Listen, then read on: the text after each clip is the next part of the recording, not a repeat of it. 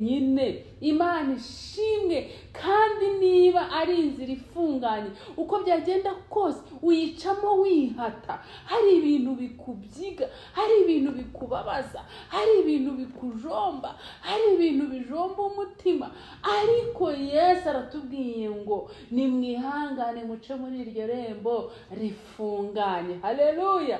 Ngo kuko niho ubugingo buri, ngo kuko ni inzira ucamo ariko ikazakujyana ikakugeza mu bugingo buhoraho. Imana yacu nishimwe. Iyi nzira rero ifunganye, iyo umuntu yiyemeje kuyicamo ahura n'ibintu byinshi, ahura n'urusaku mu matwi ye, murumubwira ngo warayobye. Iyo uca aho hantu uba wumva uzagera kuki?